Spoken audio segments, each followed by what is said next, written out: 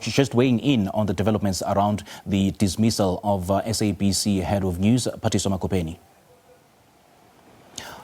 All right, we're now joined by Hannes Buisson from Bemawu. Hannes, a very good evening to you. Thank you so much for joining us and a warm welcome to The Full View. Good evening, thank you. We've seen this matter playing out in the public domain for the past few months now, and now the SABC has eventually fired Phathiswa Magopeni. What's Bemawu's reaction to this? Well, we are obviously utterly shocked by the decision of the SABC to fire her. I think it's the first person ever in the history that's been fired because she did not distance herself from heads of argument that was submitted by a lawyer, because that is essentially what she has been fired for. The lawyer in his heads of argument, or her heads of argument, said that the three charges were a farce and it was over hastily. We now know that at least two of those charges, in fact, in which she was found not guilty, those were a farce because those charges did not stick.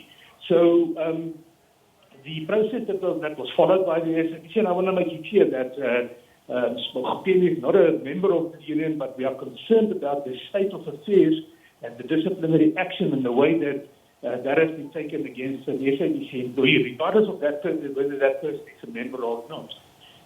So we are really concerned that we know that we have seen a grievance that she has lodged, a very serious grievance, a grievance on which we are acting at this point in time, not on her behalf, but on behalf of the allegations that has been made by her. We are busy writing a letter to the portfolio committee, and we are going to ask for an investigation in respect of that. We have seen that the board has appointed a committee to investigate this, which of course is absolute nonsense. You cannot investigate yourself.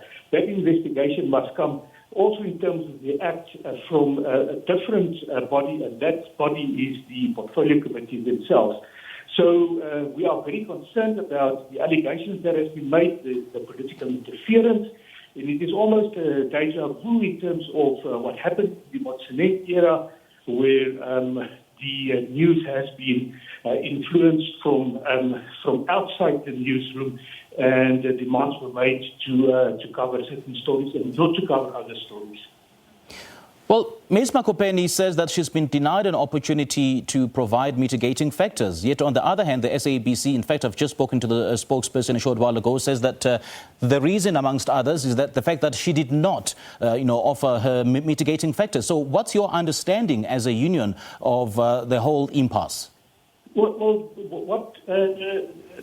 believe that Ms. Magopeni's contract has been regulated in the same way that other employees are, and that means that the disciplinary procedure and code of conduct forms part of her contract of employment.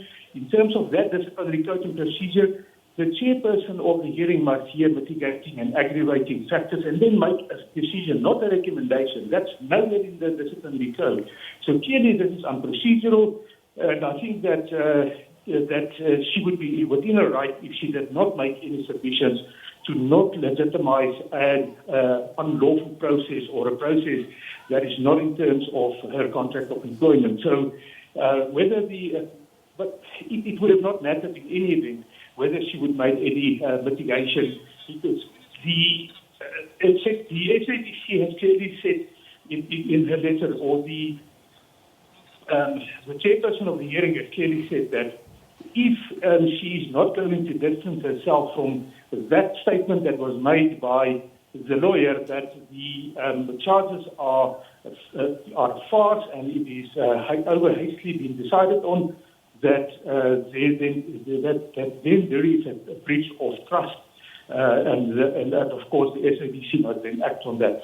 So the chairperson of the hearing has done no one a favour to leave the hearing halfway through. He should have concluded this hearing and hear mitigating and aggravating factors if he wanted to hear so. But that decision has been taken, and we believe that he has built some safety for himself in this process, where he did not want anyone to accuse him or finding her guilty on a charge which has been called a farce. In fact, the SABC wanted her to admit that it's not a farce and that charge against her was legitimate. We have listened to the hearing, we have followed the hearing, and we do not believe that charge that she's been found guilty on, that was legitimate, and she should have been found guilty on that. What does this tell you about the claims made about interference on the public broadcaster?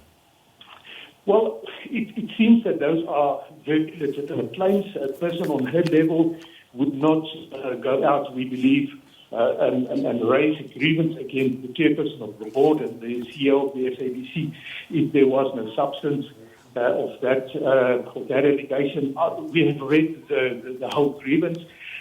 We are very concerned. We are very concerned that if what has been alleged in that grievance, if that is true, because that shows them that there are serious political interference from the side of the chairperson of the board and the CEO in respect of her duties as the editor-in-chief, and that threatens, of course, an independent newsroom, something that the SABC claims they are. All right, Hans, thank you so much for joining us this evening. Hans Buisson there, he's from Bemawu, and he's been sharing his thoughts on the dismissal of SABC head of news, Phathiswa Magopeni.